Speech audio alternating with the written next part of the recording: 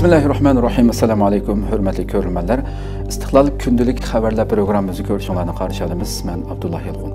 Programmamizda vatanimiz Sharq Turkiston va dunyo kun tartibidagi eng muhim xabarlarni huzuringizga sunamiz. Qaynamizda qitinglar, ekranimizda bo'lsin. Xitoy atalmış Şinjanğa yordam berish nomida majburiy emgak ko'lamini kengaytmoqda.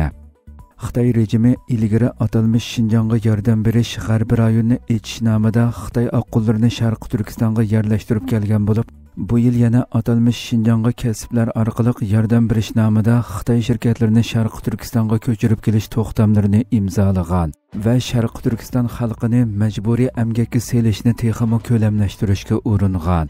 Xitoy tashviqot organi Tangritog' to'rining xabar qilishicha 10 dekabr Xotan shahrida atalmış Uyg'ur avtonom rayoni 4-maydon Şinjanğa kasblar orqali yordam berish temasida tunishtirish faoliyati o'tkazilgan. Faoliyatga aloqador o'rinlar atalmış Şinjanğa yordam berayotgan 19 Xitoy o'lkasi va bevosita qarashli shaharning yuqori tovan darajalik o'rinlari va Sharq Turkistonning ichki sirtidagi 400 dan ortiq shirkat vakili qatnashgan. Kelishim imzolash marosimida atalmış Şinjanğa yordam berish turidan 105 imzolangan bo'lib, kelishim summasi 122 milliard 945 million yuanga yetgan. Buning ichida mablag' selish kelishim turi 68, ramka kelishimi turi 37 ekan. Xabarda ma'lum bo'lishicha, bu qitimqi kelishim imzolash korxona mablag' selish kelishimi, emgak kuchi chiqarish kelishimi, zakazliq tarbiyalash kelishimi qatorliqlarga bo'lingan bo'lib, turlar yangi energiya, yangi material, yeshil konchilik, jabduq yasamachiligi, to'qimachilik, kiyim-kechak,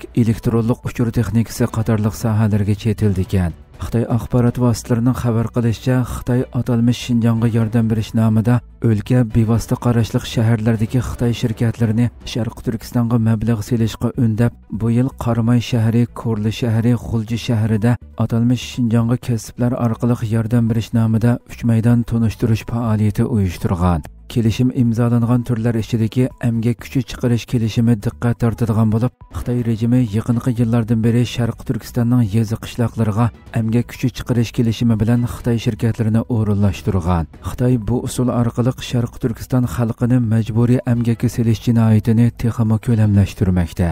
Xabarda aytilishicha, Xitoy oldingi oyda tunji turkumda Sharq Turkistonga tekshirish, hamkorlik o'rnatish uchun jami 72 Xitoy korxonasi borgan bo'lib, Sharq Turkistondagi Xitoy amaldorlari ularni yana bir qism shirkat korxonalarda, organlarda ziyorat qildirgan. Xitoy bu xil vosita orqali ishsiz qolgan Xitoy oqqullarni atalmış ishga o'rinlashtirish nomida Sharq Turkistonga yerlashtirgan.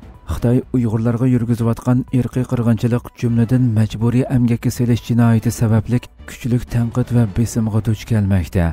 Xitoy bu jinoiy qilmishini xalqaro jamiyatdan yoshirish uchun zo'r mablag' selib, turli yolg'on tashviqotlarni kuchaytirmoqda. Xalqaro jamiyatdan Xitoyga yaqin davlat va organ xodimlarini haqsiz Sharq Turkistonni ziyorat qildirib, ularning vositasi bilan irqiy qirg'inchilik, majburiy emgakka selish jinoiy qilmishini inkor qilishga urinmoqda. Bu yil 8-oygacha bo'lgan vaqt ichida Sharq Turkistonning Qo'rg'os Alatov temir yo'l chegara eg'izi orqali qatnagan Xitoy Yevropa O'rta Osiyo navbatchi poyezdi 10 ming qitimdan eshib ketgan. Faqat Alatov temir yo'l chegara eg'izi orqali qatnaydigan Xitoy Yevropa navbatchi poyezdi liniyasida 120 ga yetgan bo'lib, Qozog'iston, O'zbekiston, Angliya qatorliq 21 davlatga tutashtirilgan.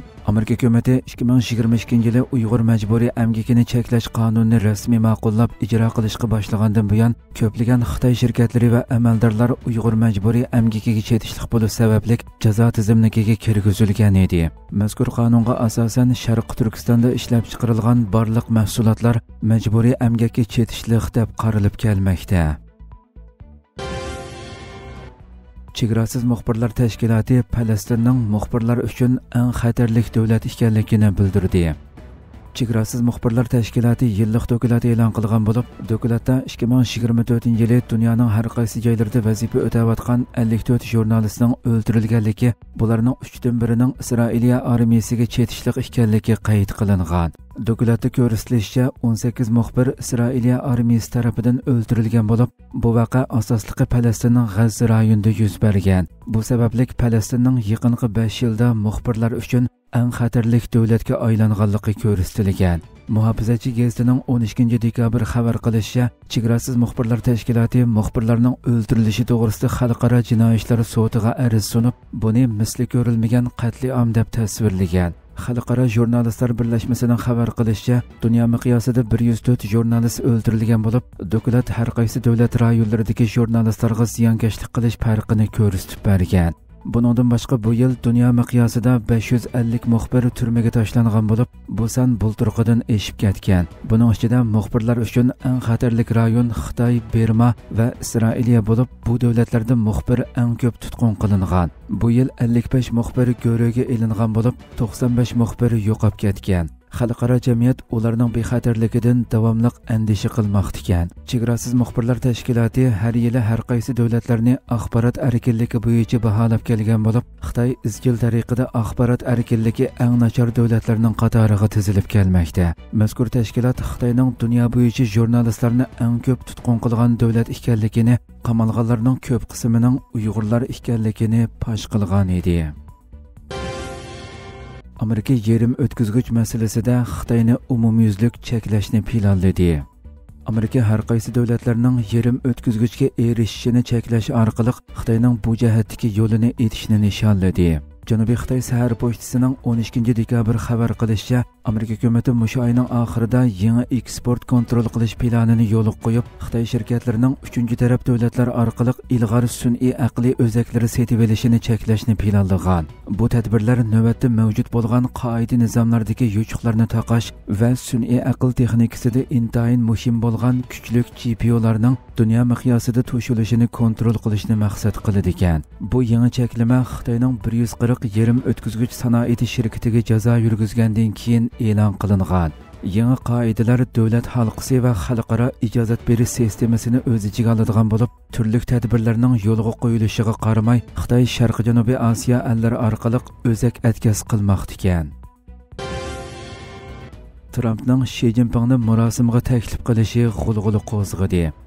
Amerikaning qayta saylangan prezidenti Donald Trumpning Xitoy raisi Shi Jinpingni 2025-yil 20 yanvar o'tkaziladigan qasam berib vazifaga o'ltirish marosimiga taklif qilishi g'ulg'ula qo'zg'adi. Trump Xitoy mollariga qaratilgan tamojni bejini o'stirish to'g'risida tahdid selib bir qancha kun o'tgandan keyin mazkur taklifni o'tirg'a qo'ygan. Undan boshqa Xitoyning ijtimoiy taratquv supisi TikTokni setishni yoki cheklashni majburiy qiladigan qonun 2025-yil 19 yanvarda kuchga ega bo'ladigan bo'lib, Trumpning rayonlik va xalqaroliq nurg'unlagan masalalarda ixtilof holatida turayotgan Xitoy raisi Shi Jinpingni 2025-yil 20 yanvar o'tkaziladigan qasam berib vazifaga o'ltirish marosimiga taklif qilishi diqqat qo'zg'adi. Navbatda Shi Jinpingning Trumpning taklifini qabul qilmaganligi haqida hech qanday ma'lumot e'lon qilinmagan.